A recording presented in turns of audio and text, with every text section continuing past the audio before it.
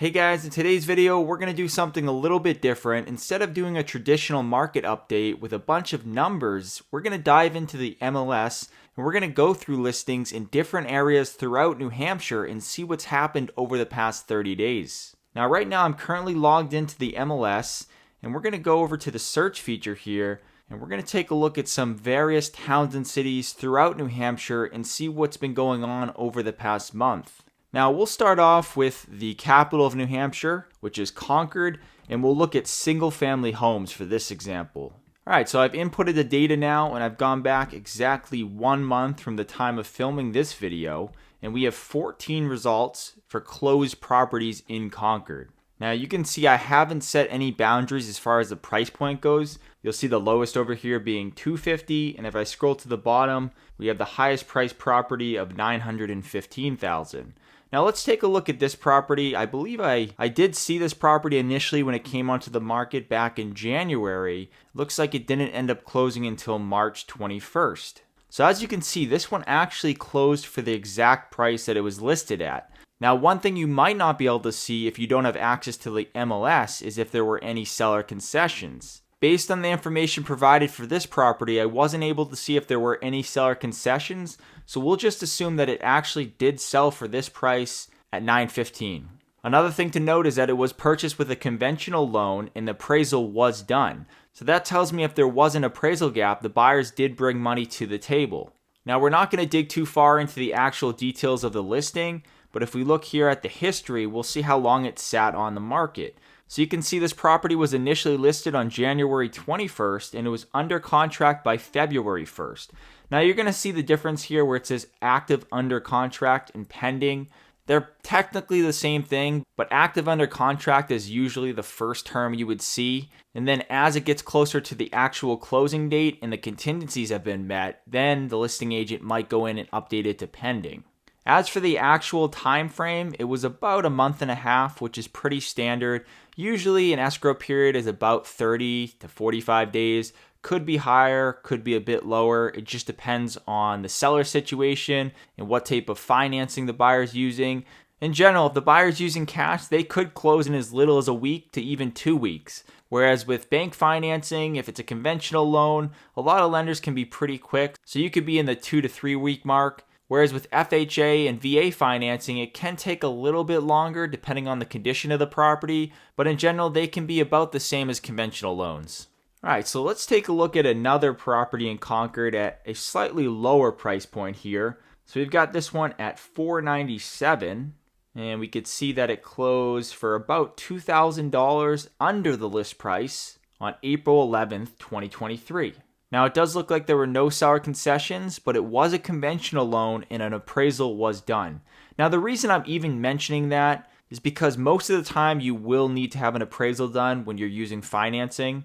Whereas if you're purchasing with cash, you have the ability to choose.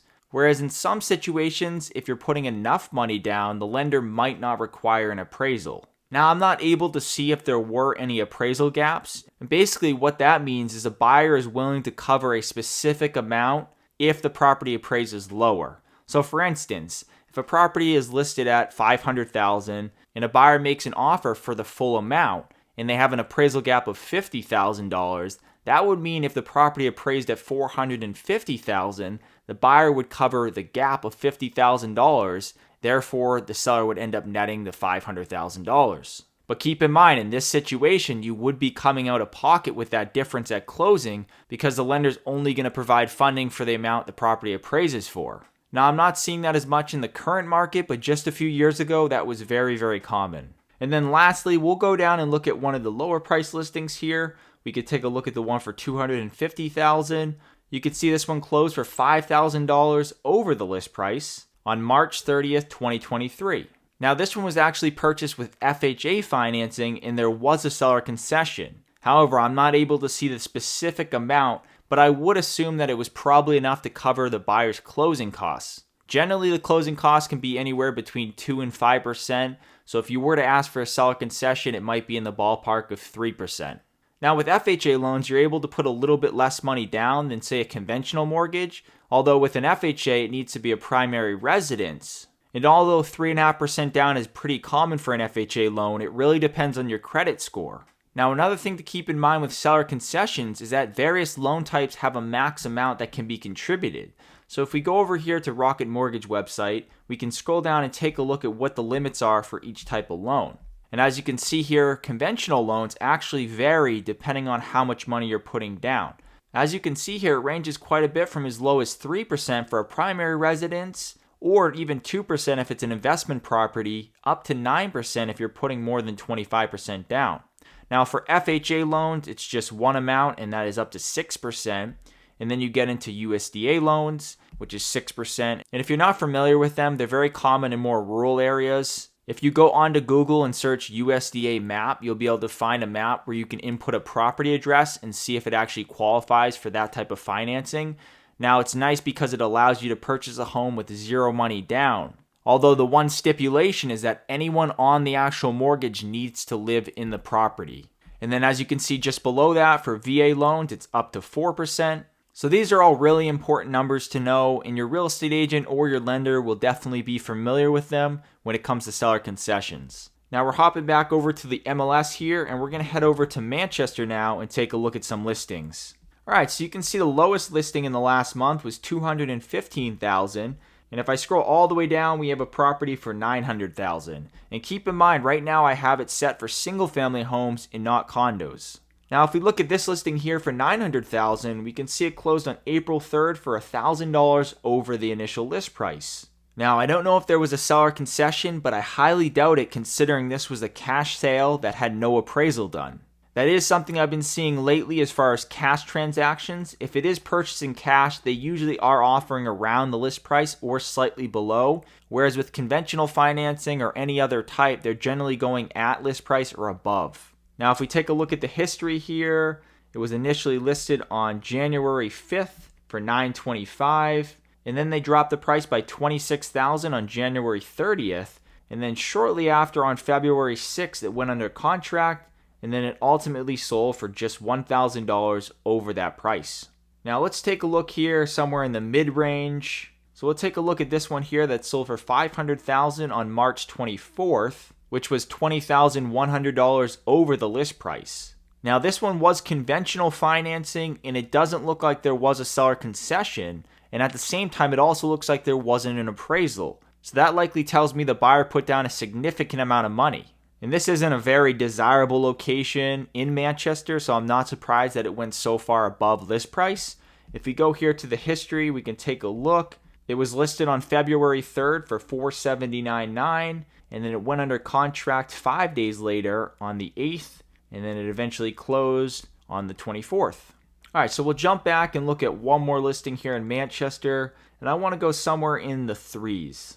All right, so we'll take a look at this one here for $350,000, and as you can see, it sold for $50,100 over the list price. Now, this is pretty common, especially in Manchester and southern New Hampshire as a whole. Once you start getting down into this price point, there's a lot of buyer demand. It doesn't appear that there was a seller concession, but it was a conventional loan and an appraisal was done. Now, if we take a look at the history, you can see it was initially listed on February 9th for $299,900, and it went under contract just 3 days later. So as you can see, a lot of these listings in a very desirable location are going under contract within a week's time frame. Alright, so let's continue working our way south, and we'll head over to Londonderry. As you can see, the lowest price listing for $497,000, and if we scroll down, the highest price listing was $779,400. So let's take a look at that one here first. And you can see this is a new build, 2023, and that's the thing with new builds, they generally do sell at the list price. So it appears that there were no seller concessions, but it was a VA loan and there was an appraisal done. Now, I have been seeing a little bit more VA loans lately, and generally they gravitate towards new constructions because generally there isn't as much competition. The other nice thing about going new construction with a VA loan is the fact that the property will likely be in very good condition, so you won't run into any issues during the VA appraisal, which can be quite picky, especially if the property isn't in great shape, since it needs to meet specific VA guidelines. And as you can see here, it was initially listed on August 1st, 2022 for $789,400, and then the price would drop by $10,000 on October 21st, 2022, and eventually it went under contract just a few days later. Then it ultimately closed in April of 2023. All right, so let's hop back over here and drop down to something in a lower price point. And we'll take a look here at the lowest price listing within the last 30 days. This one closed for $497, which was $13,000 below the list price. Now this one appears to have no seller concessions, but it was a conventional loan and an appraisal was done. Now it's tough to say just looking at the cover photo here, but there could have been some repairs needed and therefore they agreed on a price below the list price. And if we look at the history here, it was initially listed on January 24th. Then the price was reduced by $15,000 on February 16th. Now, considering this property's location in the heart of southern New Hampshire, that tells me there wasn't a lot of interest initially, which could have been due to the condition of the property. Maybe it needed cosmetic work or it just didn't show very well, which generally leads to a lower sale price. Although after the price reduction, it only took a few days for the property to go under contract. And then you can see here it closed just about 2 months later for well below the list price. Alright, so we're going to hop over to the Massachusetts border and take a look at Salem. Now Salem's been getting quite pricey over the past few years. Now that they've been developing quite a bit, you're having areas like the Tuscan Village, which is right next to the mall at Rockingham Park. So they're offering a lot of amenities in the area, a lot of retailers, and close proximity to Massachusetts as well as Boston. If we look here, you'll see the lowest price listing in the last 30 days was $300,000 all the way up to $1.16 million. So let's take a look at the most expensive listing here. And it actually did sell for quite a bit below the list price. Now, without looking, I suspect this was a cash transaction. And as you can see here, it was purchased with cash. There was no seller concessions and there was no appraisal done. This is a perfect example of a cash buyer being able to get the property for below the list price. Especially when you get into this higher price point and there's not as many potential buyers looking at the property. You could see the property sat on the market for quite a while, considering it was initially listed on January 26th and it didn't go under contract until March 7th. And as you can see here, it closed in just 14 days, which is very typical with a cash transaction. So let's head back over to the main page here and go look at a lower priced listing. So we'll take a look at this one for $447,900. And as you can see here, it closed for $2,100 below the list price of $450,000. Now there doesn't appear to be any seller concessions, although it was a conventional loan and no appraisal was done. As you can see, there's a common trend here with the type of financing and the amount the buyer is likely putting down.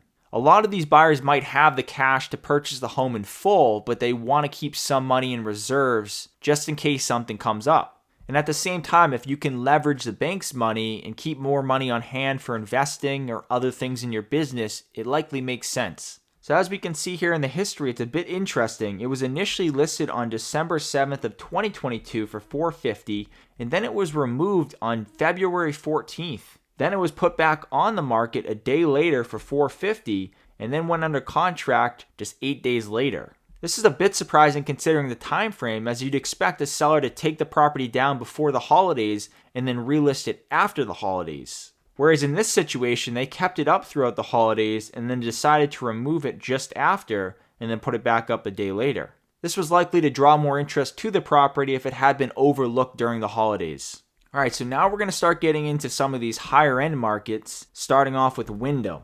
Now you can see here the lowest price listing in the last 30 days was $440,000, all the way up to $1,050,000 here. Now let's take a look at this one first, and you can see it sold for $50,000 over the list price. And when you get up into this price point, $50,000 isn't a huge difference, which goes both ways if you were to offer below the list price as opposed to above. Now this one was purchased with conventional financing and there was an appraisal done, but it doesn't look like there was any seller concessions. And if we look at the history here, it was initially listed on March 24th for $1 million, and then just 5 days later it went under contract on the 29th, and then it closed on the 12th for $50,000 over. So let's look at another property in a bit lower price point here, and we'll go with the one for $440,000. And as you can see here, it closed for $9,900 below the list price. Once again, this was a conventional buyer with an appraisal, and there were no seller concessions that I can see. Now, one thing that likely contributed to the below list sale price is the fact that it's a 3-bed, 1-bath, which is very undesirable, especially in an area that attracts a lot of families. Now, looking at the history, you can see the property did go under contract back in January, and then it fell through just a few days later and went back onto the market on the 23rd. Now, generally, if a property falls through in under 10 days, you can assume it had to do with the inspection. Generally, the home inspection is going to take place within the first 5 to 10 days after going under contract. Now, you can see after coming back onto the market, it went under contract shortly after on February 2nd. Then almost 2 months later, it ended up closing for $440,000. So depending on what was wrong with the property, if anything, they probably took that into account with their offer. All right, so we'll head over to another very popular area, especially when it comes to schools, and that is Hollis. Now, there's not going to be a whole lot of listings in this area. They tend to be a little bit more few and far between than some of these other areas in southern New Hampshire. But as you can see here, within the last 30 days, we have 3 listings, with the cheapest being $490 and the highest being $715. So let's start off by looking at this one here. Now you can see this one shows the closing date to be the same as the list date, which tells me the property did sell really fast, even if this isn't correct. It looks like right at list price of $715, and it was a conventional buyer with no appraisal and no seller concession that I can see. Looking at the history here, we can see the property did sit for quite a while, and they did make quite a few price adjustments from its initial starting point of $829,900. Eventually, the listing expired on January 15th, 2023 for $769,900, and it was relisted on March 23rd, 2023 for $715,000. All right, and we'll take a look here at the lowest price listing for $490,000, and as you can see, it sold for $31,000 above the list price, which isn't surprising considering the location, especially when you get into some of these more upscale markets. When a property is listed below $500,000, it generally attracts a lot of buyers. Once again, this was a conventional buyer and an appraisal was done, although it doesn't look like there was a seller concession. And if we look at the history here, it was initially listed on February 15th for $459,000, and it went under contract just 3 days later and then ended up selling about 2 months later. Now, the next city we're going to look at just to the east of Hollis is Nashua, which is the second most populated city in the state, behind Manchester. Now, you can see quite a few listings closed in the past month, as low as $197,000 all the way up to $865,000.